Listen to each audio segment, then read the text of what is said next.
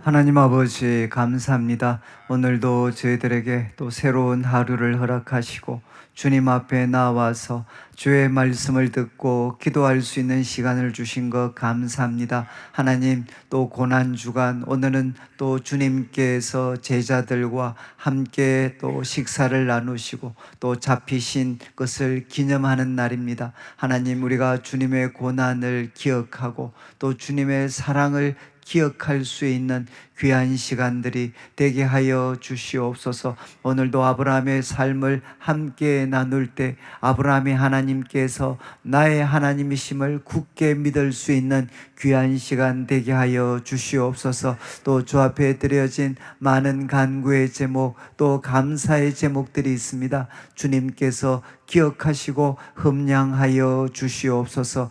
예수님의 이름으로 기도드립니다. 아멘. 예, 이제 오늘과 내일 우리가 아브라함의 우리가 이제 삶에 대해서 이제 두 번 살피게 됩니다. 이제 오늘은 그 사라의 죽음에 대해서 같이 우리가 나누게 되고, 그리고 이제 내일은 그 분량이 조금 많은데 또 내일 떡국도 먹어야 됩니다. 그래서 좀 우리 성도님들께서 오늘 뭐 밤 정도 시간에 내일 우리가 다루게 될 그 24장 내용을 한번 이렇게 쭉 한번 읽고 오시면 아마 내일 조금 더 여유 있게 저희들이 진행을 할 수 있을 것 같습니다. 이제 오늘 그 제목은 그 사라의 죽음, 또 더 나은 본향을 사모하라라고 되어 있는데, 이제 서론을 한번 보시면 이제 사라는 이제 127세를 이제 살고 이제 삶을 그 마치게 됩니다. 그리고 아브라함은 이제 슬픔에 잠긴 채, 뭐 지금도 똑같죠. 우리가 또 우리 부모님들이나 또 가까운 분들이 삶을 마무리하게 되면 이제 큰 일 중에 하나가 그 묘지, 이제 매장할 장소를 우리가 찾게 됩니다. 마치 그것처럼 이제 아브라함도 그 사라를 위해 그 묘지를 이제 구하게 되고, 또 이것을 이제 헷 사람들과 그 협상하게 되는 내용들이 이제 오늘 본문의 내용입니다. 그런데 이런 그 상실의 고통 속에서 이제 특별히 아내의 그 매장지를 구하는 그런 어떤 상황 속에서 이제 아브라함이 그 자신과 또 하나님 백성의 그 미래를 위해서 그가 이제 어떤 준비를 했는가, 이 상실의 그런 아픔 속에서 이제 그가 우리 자신뿐만 아니라 앞으로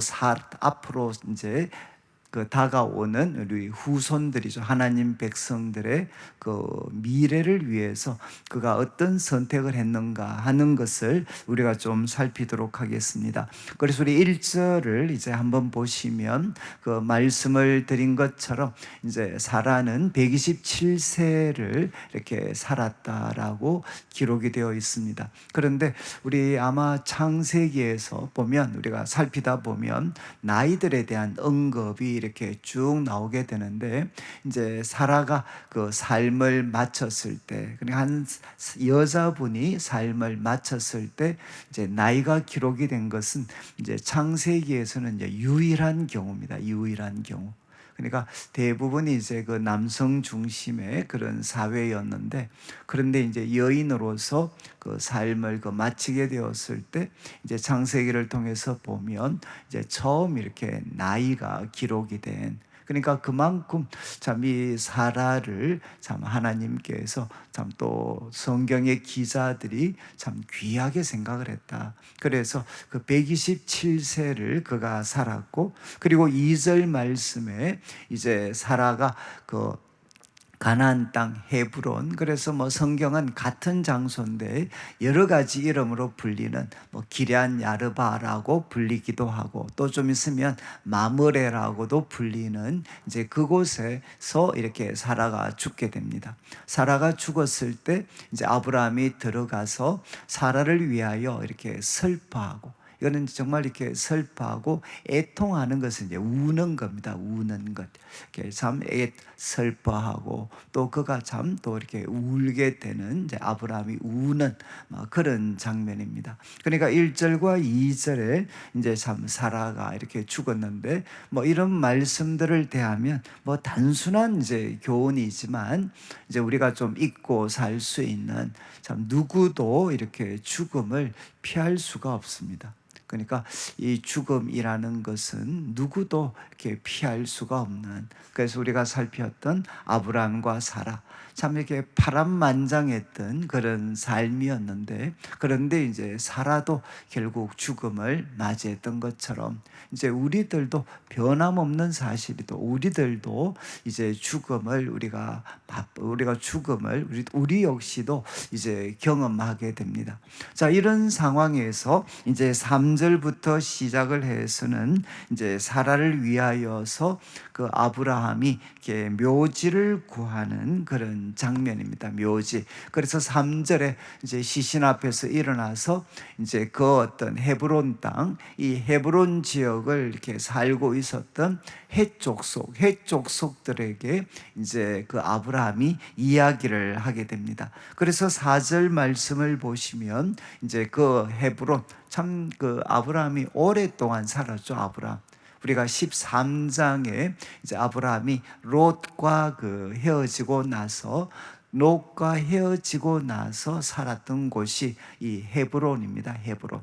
그러니까 이제 아브라함이 만약에 그 롯과 헤어졌을 때, 이제 그때 나이가 아브라함이 이제 보통 75세 가나안 땅에 들어왔으니까 75세 가나안 땅에 들어왔고, 아마 롯과 이렇게 이제 갈라지게 된 것은 아마 그 부근이었겠죠. 그렇게 긴 시간이 안 지난, 그러니까 흉년이 들어서 이제 이집트로 갔다가 다시 이제 가나안 땅에 올라왔고, 그 후에 얼마 있지 않아서 이제 롯과 서로 이렇게 헤어지면서 이제 롯은 소돔과 고모라를 선택을 했지만 이제 아브라함은 헤브론에 이제 거주하게 돼. 그때부터 아브라함은 헤브론에 거주를 했습니다. 그러니까 이제 그렇게 시간만 따지면 아브라함이 75세, 그러면 사라는 몇 살이었겠습니까?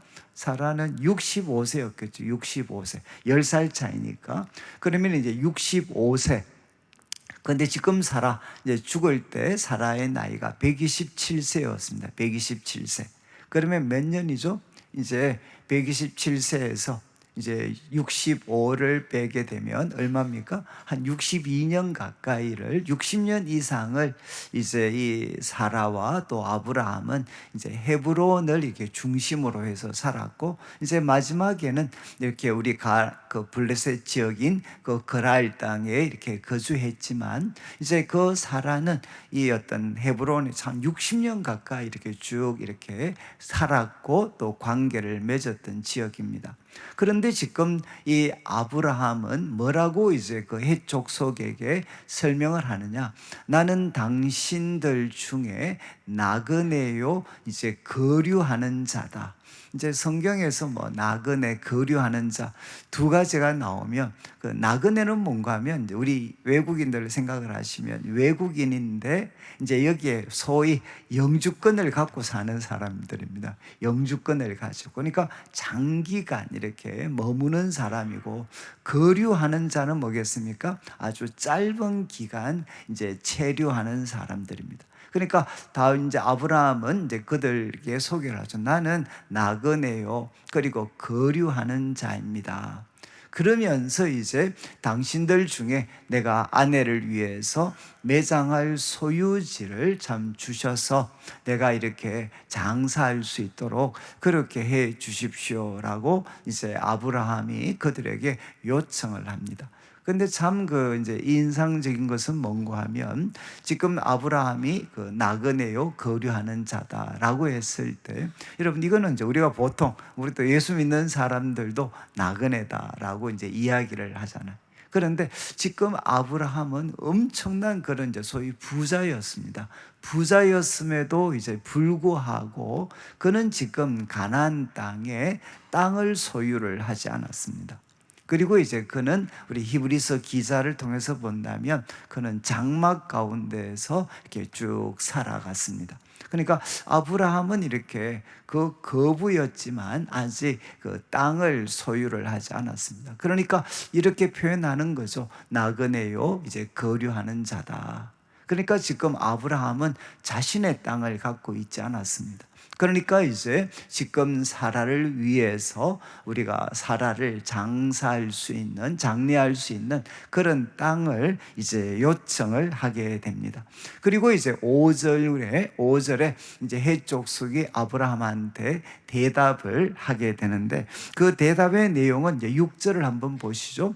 6절을 보시면 지금 아브라함은 나는 당신들 가운데 있는 나그네요, 거류하는 자라고 했는데, 그런데 이제 지금 그 해족속은 이렇게 대답합니다. 내 주여 들으소서. 당신은 우리 가운데 있는 하나님이 세우신 지도자다. 여러분, 이제 이 어떤 그 이웃들이 이렇게 이야기했습니다.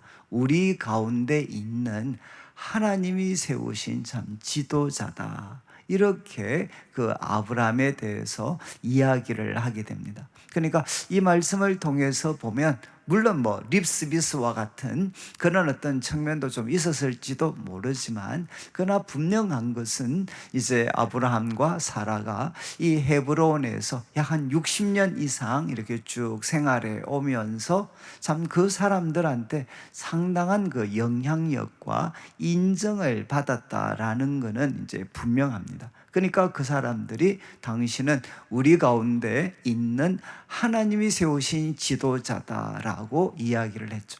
그러면서 이제 이렇게 표현합니다. 우리 묘실 중에서 좋은 것, 뭐 지금 제가 강의 안에 보시면 몇 가지 하나 영어 번역 그냥 소개를 해 놓았는데, 이 영어 번역 NIV 같은 것들을 보면 이제 가장 좋은, 그러니까 우리 묘실 중에서 이제 가장 좋은 거 그거 택해서 장사를 하십시오.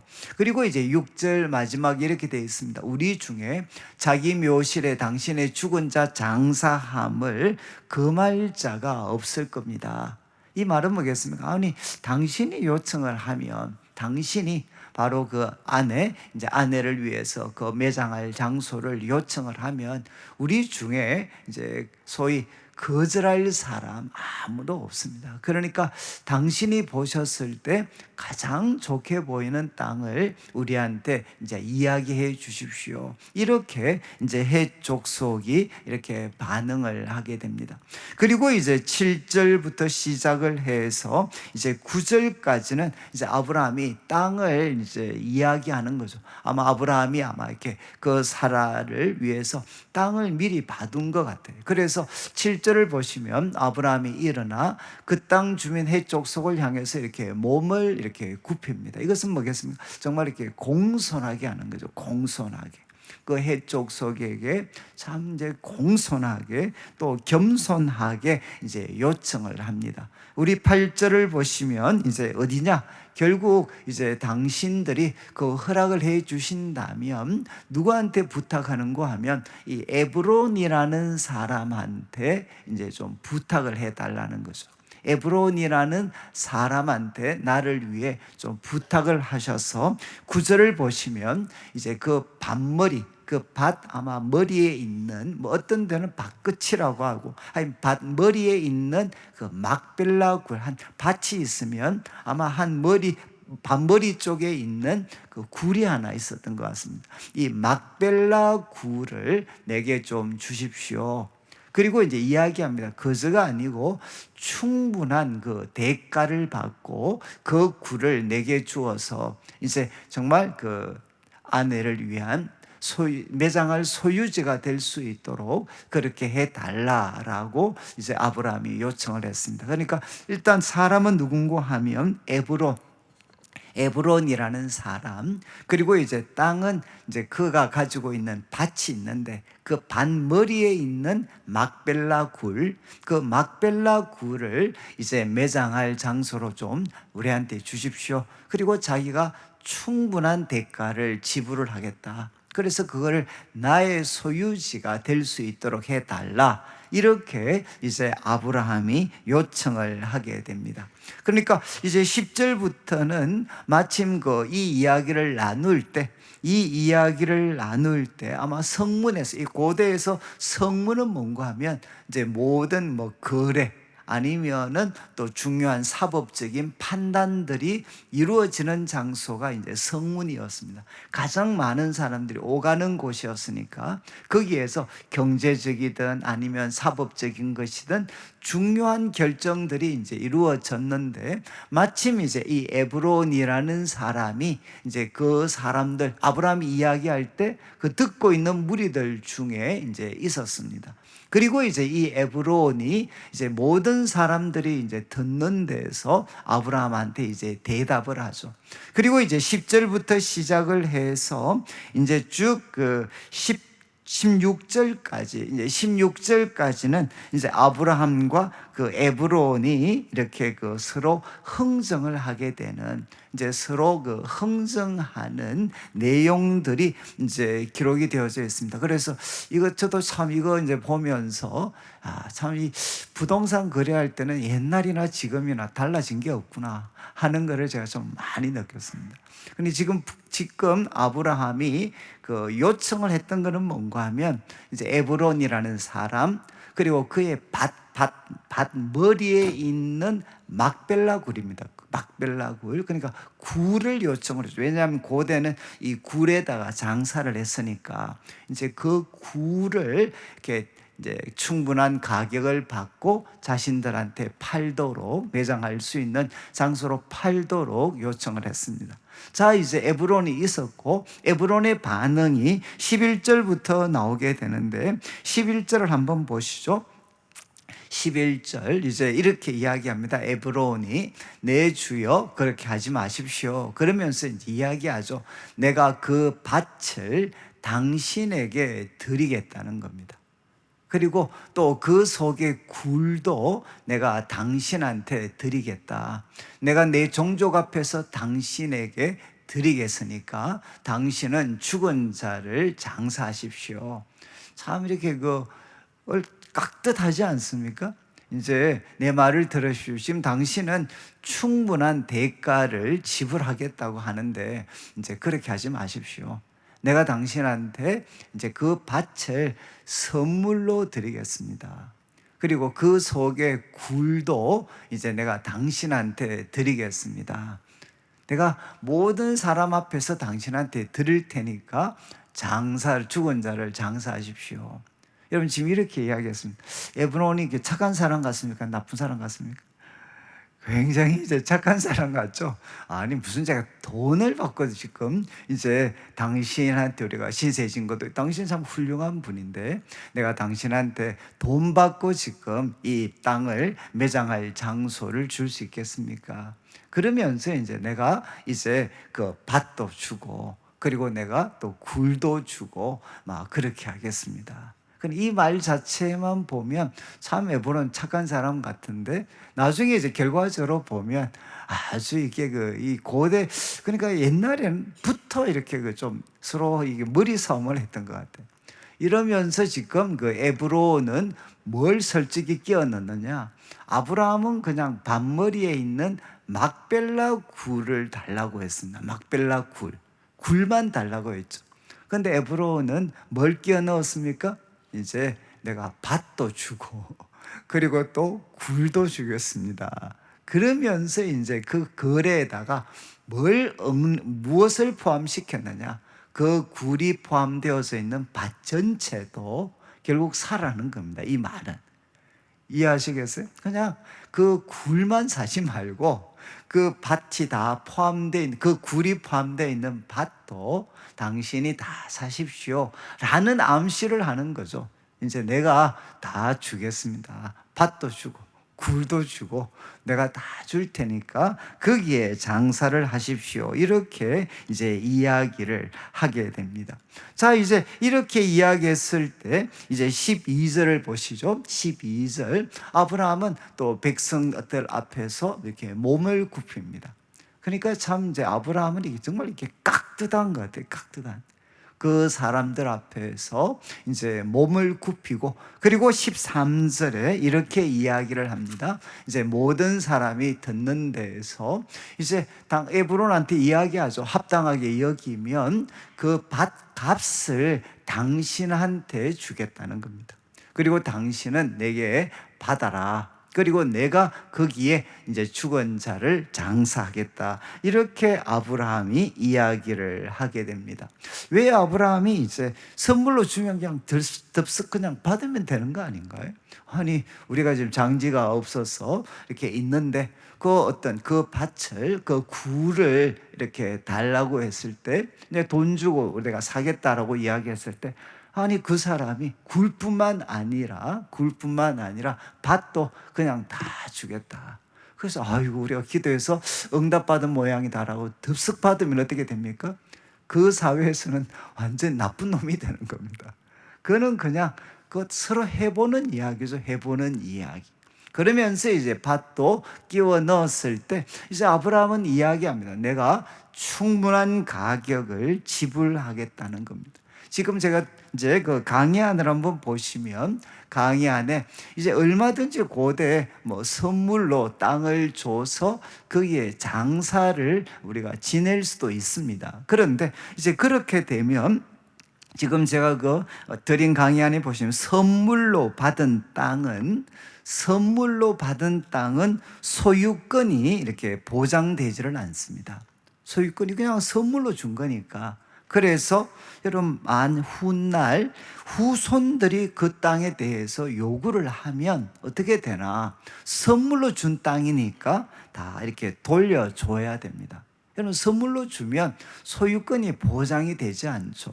그래서 지금은 지금 여기 있는 소위 에브론은 정말 좋은 마음으로 선물했을지 모르겠지만 그 다음 후손들이 아들이나 손주들에 가서 아니 난 그거 다시 돌려주시면 좋겠다라고 하면 선물로 준 땅이니까 다 돌려줘야 되는 거죠. 그러니까 소유권이 보장이 되지 않으니까 아브라함은 참 이렇게 부담이 되지만 이제 그 밭과 그리고 굴을 사기로 이제 결심을 하게 됩니다. 그래서 이제 13절에 나와 있죠. 그 13절을 다시 한번 이제 보시면은 13절에 그 밭값을 당신한테 주겠다는 겁니다. 그러니까 그 굴뿐만 아니라 그 밭의 값도 내가 주겠다라고 이야기를 합니다. 자, 이제 14절에 이제 에브론이 아브라함한테 대답을 하는 거죠. 대답. 그러면서 15절 이제 가격을 제시합니다. 뭐라고 이야기하는가 하면 내 말을 들으십시오. 이제 땅값은 이제 은 400세겔인데 그것이 나와 이제 당신 사이에 무슨 상관이 되겠습니까? 이제 당신 죽은 자를 장사하십시오. 그러나 참 이게 뭐죠? 결국 그냥 우리말로 하면 그 땅값은 한 은 400세겔 정도 되는데, 아니 우리가 또 당신하고 내가 꼭 돈 받으면서 이런 거래해야 됩니까? 그냥 하십시오. 한 400세겔 정도 되니까 그거 큰 거 아니니까 이제 그냥 죽은 자 그냥 안 주셔도 됩니다. 그냥 죽은 자 장사하십시오라고 이야기를 하게 됩니다. 여러분 참 이제 소위 우리 페르시아도 중동 쪽 분들도 다 장사하시는 분들이 많잖아요. 그러니까 여기 보시면 이제 이 은 400세겔이라는 게 우리 강의안을 한번 보시죠. 강의안을 보시면 이제 이 땅값으로 은 400세겔을 이제 에브론이 제시를 결국 하게 되는데, 그런데 이게 이제 분명히 이제 큰 금액이었고 아브라함은 아마 이렇게 생각보다 굉장히 큰, 좀 우리 속되게 표현하면 약간 뒤집어 쓴 것 같은, 바가지를 그냥 쓴 것 같은 이제 그런 금액일 수 있습니다. 왜냐하면 이제 땅값은 은 400세겔이라고 했는데 보통 워낙 그 당시 이 세계 그 돈에 대한 단위는 지역이라든가 또 조금씩 차이가 나는데 일반적으로 한 노동자 한 4일 품삯 정도가 은 1세겔 정도가 되게 되고, 만약 이렇게 본다 그러면 이 금액은 노동자의 5년 품삯입니다. 노동자의 5년 품삯. 그러니까 장지, 우리가 묘지를 준비하는데 여러분 이제 노동자의 한 5년 정도 연봉을 이렇게 해당하는 그런 값. 또 이게 이제 성경이 뭐 시대마다 조금 뭐 금액의 차이가 있겠지만 우리 사무엘하 24장 24절 여기에 보시면 이 장면이 뭔가 하면 다윗이 인구조사 후에 엄청나게 많은 사람이 죽습니다. 그리고 이제 하나님께서 이 아라우나, 그리고 다른 데는 이제 오르난이죠. 오르난의 타작마당에서 하나님 앞에 번제를 드리도록, 이제 제사를 드리도록 하나님이 이제 명령을 하시고, 아브라함이 이제 그 다윗이 그 명령에 순종을 하면서 이 아라우나를 통해 이제 땅을 사게 되는데, 이 땅이 결국 뭔가 하면 성전 부지입니다. 성전 부지. 결국 이제 솔로몬 때 성전을 이곳에 짓게 되니까 그 아라우나의 타작마당, 그리고 그것이 이제 성전의 성전의 건축터가 되는데, 이제 성전을 위한 그 땅을 얼마에 샀느냐? 은 50세겔입니다. 은 50세겔.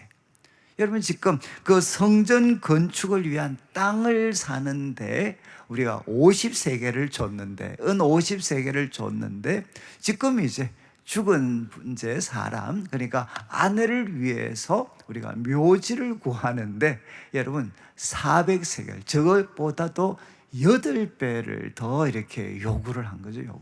그러니까 이게 뭐 정확한 이 가격에 대한 평가들은 뭐 이루어질 뭐 다 우리가 정확하게 알 수는 없지만 뭐 이런 것들을 통해서 볼 때도 엄청난 금액이고, 그리고 나중에 하나 더 보면 에레미야서 32장 9절에도 이제 나중에 그 어떤 에레미야가 이제 예루살렘 멸망을 바로 목전에 두고 그가 감옥에 갇혀 있는데 하나님이 이제 사촌을 보냅니다. 사촌을 보내 가지고 결국은 이제 너가 이 조상의 땅을 살 수 있는 기회가 주어졌으니까 야, 밭을 네가 사라. 그러면서 제시한 금액이 얼마죠? 은 17세겔입니다. 은 17세겔. 그러니까 참 이렇게 아나돗에 있는 땅을 사도록 요청을 받았는데 그 땅이 은 17세겔입니다. 그러니까 이런 어떤 숫자들과 비교를 했을 때 여러분 지금 이 에그론, 이제 여기 나오는 에브론이라는 사람이 제시한 은 400세겔, 이 은 400세겔은 엄청난 금액이죠.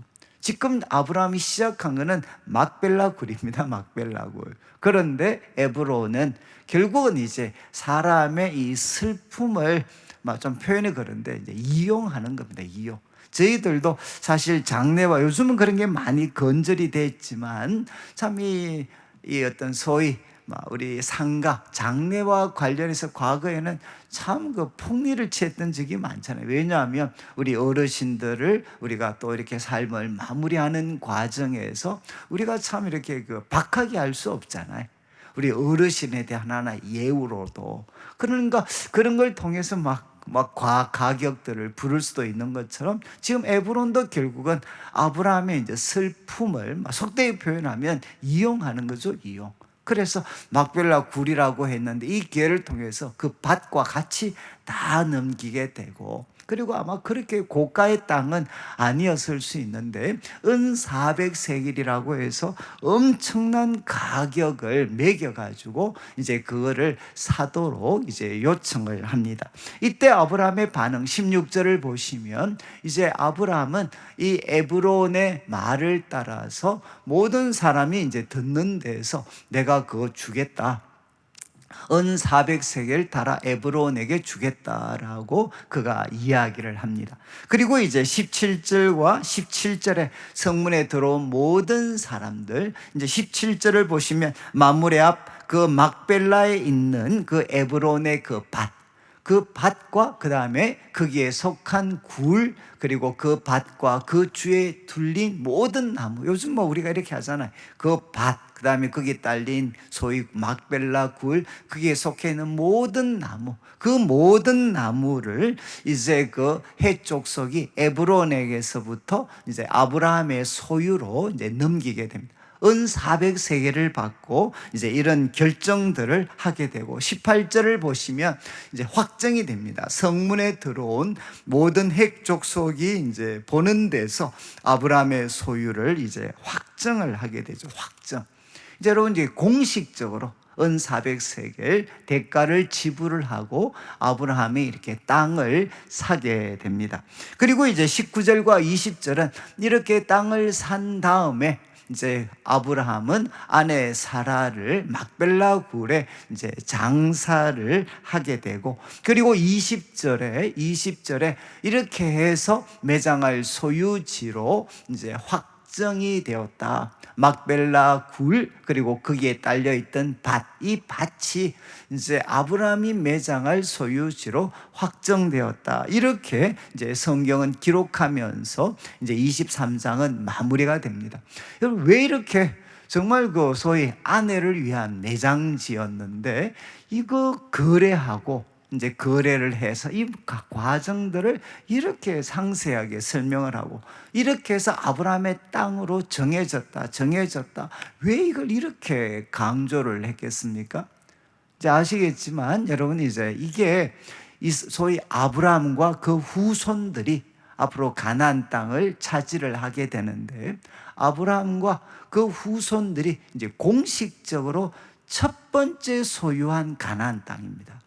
이 이스라엘 땅, 이 가나안 땅에서 아브라함과 그리고 그 후손들이 첫 번째 소유하게 된 땅이 바로 이 장지죠. 장지, 이 마므레 땅, 그리고 거기에 딸린 밭입니다. 여러분, 참 이렇게, 그래서 그 강의한 한번 3번을 이제 한번 보시면 이 질문이죠. 아브라함은 왜 이제 엄청난 고가를 지불을 하고 가나안 땅에 참 묘지를 이렇게 구하였는가, 이렇게 구했는가. 보통은 흥정을 하거든요.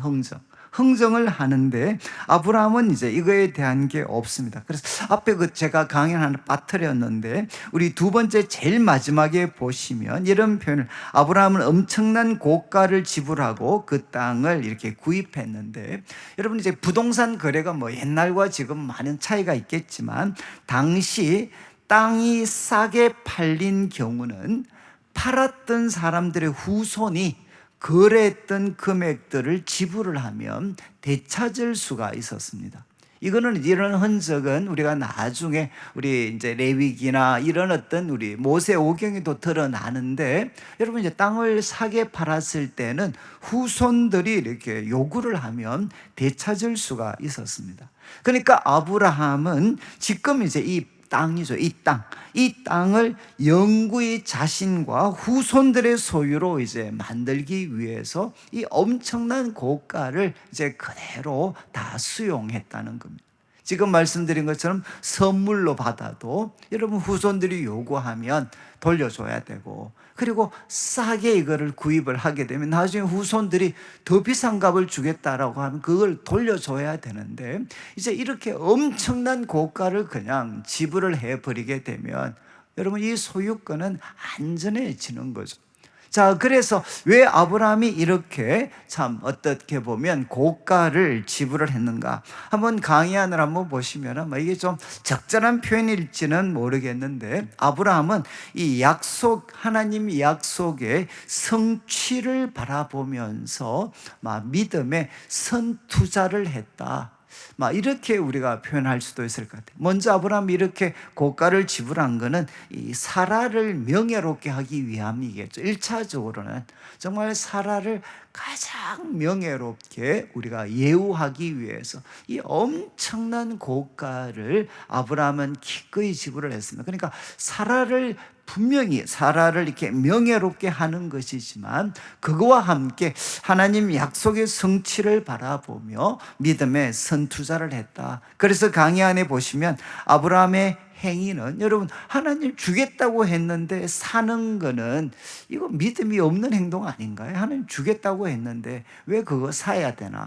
아브라함의 행위는 하나님의 약속을 불신하는 게 아니고 주님께서 반드시 이 땅을 그의 후손에게 주실 것이라는 믿음과 확신의 고백이라는 겁니다. 이 땅은 하나님이 반드시 우리 후손들에게 주신 바로 그 땅이다 라는 이 믿음의 고백으로, 어떻게 보면 선투자죠, 선투자. 바로 이 땅을 그가 구입을 했다는 겁니다. 그래서 그 다음 보시면 이제 이런 유사한 경우를 에레미야의 아나도 땅 구입에서 우리가 볼 수 있는데, 우리 에레미야 32장 6절부터 15절까지는 강의 안에 있는 것처럼 예루살렘 멸망 직전에 이제 하나님께서 앞에서 말씀드린 그 에레미야에게 땅을 구입하라고 합니다. 땅을 구입해라. 이게 모순이지 않습니까? 에레미야는 무엇을 아나? 또 왜 감옥에 갇혔나? 지금 바벨론에게 우리가 예루살렘 멸망한다, 살 수 있는 길은 항복하는 것밖에 없다, 그것 전하다가 지금 감옥에 갇혔고, 누구보다도 생생하게 지금 예루살렘이 멸망할 거다라는 것을 이 에레미야는 잘 알고 있었습니다. 그런데 지금 하나님께서 사촌을 보내가지고 땅을 사라고 하는 거죠. 땅을 사라. 아니, 멸망할 건데, 나라가 망할 텐데 땅을 사라. 이 무슨 뜻입니까? 근데 지금 에레미야는 순종을 합니다. 순종. 왜 하나님이 순종하도록 하느냐? 결국은 지금은 망하지만 하나님이 다시 회복시키신다는 겁니다. 다시 회복시켜서 그때 신랑과 신부의 소리뿐만 아니라 땅을 사고 파는 이런 경제 모든 행동도 정상적으로 이루어지게 될 그날이 다가오고 있다는 겁니다. 그러니까 하나님은 멸망시킬 뿐만 아니라 반드시 회복시킬 것이기 때문에, 돌아오게 할 것이기 때문에 바로 지금 이 땅을 지금 사라는 거죠. 그러면 에레미야가 이 땅을 사는 행동은 무엇이겠습니까? 바로 이스라엘 백성들이 볼 때는, 그때는 이해를 못했겠지만 나중에 아는 거죠. 하나님께서 반드시 후손들에게 다시 회복되는 날이 있다는 것을 아브라함이 바로 행동으로 보여준 거구나. 바로 그게 뭔가 하면 땅을 구입하는 거였어요. 하나님께서 반드시 망하지만 다시 돌아오게 하시는구나 라는 것을 보여주는 좀 예언적인, 그리고 상징적인 그런 행동이었죠. 마치 이것처럼 아브라함의 행동도 무엇입니까? 바로 이 땅에, 이 가나안 땅, 하나님이 주실 땅, 자기는 나그네와 그리고 거류하는 자 땅 한 평도 갖고 있지 않습니다. 그런데 이 땅을 구입하는 것은 무엇이냐? 이제는 자신을 위한 게 아니죠. 그리고 사람만을 위해서도 아닙니다. 앞으로 살게 될 후손들한테 바로 이곳이 하나님이 주신 땅이라는 것, 그리고 바로 이것이 우리가 소유하게 될 땅이라는 것을 보여주는 예언적이고 상징적인 행동이 무엇이었느냐? 이 땅을 사는 거였습니다. 이 땅을 사는 것. 그래서 그것을 위해서 아브라함은 엄청난 투자를 하게 되는 거죠. 그래서 강의 안에 우리에게도 하나님이 주신 약속의 말씀, 그리고 꿈이 있다면 정말 하나님께서 그것을 이루어 주시겠다라는 그 약속의 말씀과 꿈이 있다면 우리에게도 무엇이 필요하냐? 이제 믿음의 선투자가 우리가 필요할 수 있는 거죠. 그리고 여러분, 나중에 이제 그 두 번째를 보시면, 이 사라를 위해서 구입한 이 땅은 이제 나중에 족장들의 매장지가 되고 후손들에게는 영적이고 정신적인 이제 고향이 됩니다. 그래서 우리 아브라함 25장 7절부터 10절에는 아브라함이 이 땅에, 이곳에 묻히게 됩니다. 그리고 또 이제 49장 50장 그 구절들을 보시면 이삭과 리브가, 그리고 야곱과 레아가 또 여기에 이제 묻히게 됩니다. 그러니까 결국 이곳은 무엇이 되느냐? 그의 후손들에게 장차 그 땅의 상속자로서 하나님의 약속을 붙잡고 믿음으로 살아가도록 이제 독려해 주는 그런 하나의 역할을 하게 되는 거죠. 그리고 나중에 이스라엘 백성들이 가나안 땅 차지하게 될 때, 아니 가나안 땅이 우리하고 무슨, 지금 특별히 이스라엘 백성들이 이집트에서 이제 종살이 하게 될 때, 여러분 이게 무슨 우리하고 상관이 있습니까? 라고 할 때, 바로 그 땅이 어떤 땅이냐? 우리 조상 아브라함, 사라가 묻힌 땅이야. 그리고 그곳에 이삭과 리브가가 묻혀 있어. 그리고 야곱과 레아가 그곳에 묻혀 있어. 그것이 바로 하나님이 우리에게 약속하신 땅이야. 여러분, 지금 바로 이스라엘 백성들이 가나안 땅과 어떤 연관성이 있다라는 것을 그들에게 생생하게 보여주는 것이 바로 이거죠. 바로 그것이 누구냐? 아브라함과 사라가 묻혔고, 이삭과 리브가가 묻혔고, 그리고 또 야곱과 레아가 묻혀 있는 곳. 야, 거기가 바로 우리의 고향이야. 우리의 고향. 우리는 거리로 돌아갈 거고 하나님이 약속하신 거예요. 여러분, 바로 이러한 목적을 위해서 아브라함은 이제 엄청난 금액을 들여서 이제 먼저 투자를 하게 되었죠. 그리고 이것은 결국 히브리서의 평가를 통해서 본다면 11장 13절부터 16절까지는 이 행동을 이렇게 평가합니다. 아브라함을 포함해서 사라 다 믿음을 따라 죽었고 또 약속을 받지 못했고, 우리가 살핀 것처럼 그들은 땅에서 외국인과 나그네라고 그들은 정언했다. 그렇지만 14절 이런 내용들은 바로 그들이, 여러분, 바로 자신들이 본향 찾는 자임을 나타냈다. 그리고 15절에 여러분, 아브라함과 사라도 얼마든지 고향, 여러분 어르신들 만나면 요즘은 좀 그런 희박해졌지만 소원이 뭐죠? 결국은 고향에 묻히는 겁니다. 고향에 묻히는 것. 그런데 그런 뜻에서 그들도 본향에 얼마든지 돌아갈 기회가 있었지만 16절 이렇게 평가를 합니다. 그들은 더 나은 본향을 사모했다. 그래서 아브라함은 이 후손들을 위한 소위 먼저 투자하는 것도 있었지만 궁극적으로는 바로 더 나은 본향, 하늘에 있는 것을 사모하는 바로 그러한 태도를 여기에서 보여준 것이라는 것. 그리고 하나님은 그들의 하나님이다라고 일컬음 받는 걸 너무너무 기뻐하셨다. 결국 이 아브라함의 행동은 여러분 바로 후손들을 위한 놀라운 투자였음에도 불구하고 또 하나, 여러분, 그가 더 나은 본향을 사모하는 사람이라는 것을 생생하게 보여준 사건이라는 겁니다. 자, 이제 복잡했지만 우리 결론을 한번 보시면, 이제 이 땅을 살아가는 우리 그리스도인들도 여러분 우리는 나그네입니다. 나그네 꼭 기억하셔야 되고, 그리고 또 아브라함이 사람들로부터 하나님이 세우신 지도자다라고 평가받았던 것처럼 우리도 사람들한테 선한 영향력을 끼쳐야 되죠. 그리고 세 번째, 아브라함은 하나님의 약속의 성취를 바라보면서 이제 사라의 매장지를 구하는 과정에서 사실은 믿음으로 먼저 투자를 아끼지 않았습니다. 아브라함은 그의 후손들이 하나님의 약속할 땅을 차지할 것을 굳게 믿었습니다. 그 믿음을 가지고 이제 이 땅을 거금을 들여서 구입하게 되는 거죠. 우리도 하나님의 꿈과 비전이 있으면 믿음의 선투자가 필요하다. 제가 이렇게 말씀드리는 건 사실 이 설교를 제가 언제 준비를 옛날에 했는가 하면 우리 비전센터 건축할 때였습니다. 비전센터를 건축할 때. 그래서 제 개인적으로 이거를 해야 되나 말아야 되나, 그리고 이것이 갖는 이제 의미가 뭔가, 이게 참 제가 그 일을 추진할 때 정말 고민이 됐던 거죠. 도대체 지금 그때 우리 교회 부채도 많고 참 어떻게 보면 그 할 만한 준비가 안 됐을 수 있는데, 이게 도대체 참 추진을 해야 되나, 그러면 갖는 의미는 무엇인가? 그때 이제 하나님께서 이 말씀을 제가 공부할 때, 연구할 때 이제 주셨던 도전입니다. 야, 너 노상 우리 청년들 다음 세대 위해서 그렇게 했다면, 정말 이렇게 이 청년들 너희들이 기도하고 그걸 꿈꿨다면 정말 그 사람들이 마음껏 교회에서 자라고 움직이고 배우고 교제할 수 있는 그런 하나의 공간을 위해서, 이거는 건물이 중요한 게 아니고 우리가 얻게 될 다음 세대를 위해서 우리가 먼저 한번 투자가 필요한 거 아니냐. 그래서 제가 그때 이제 마음에 확신을 갖게 됐습니다. 아, 내가 비전센터 정말 이렇게 돈도 많이 들 거고 또 많은 갈등들도 있을 거고 문제가 있겠지만, 그러나 이것은 우리가 다음 세대를 위해서 우리가 주는 선물이다, 선물.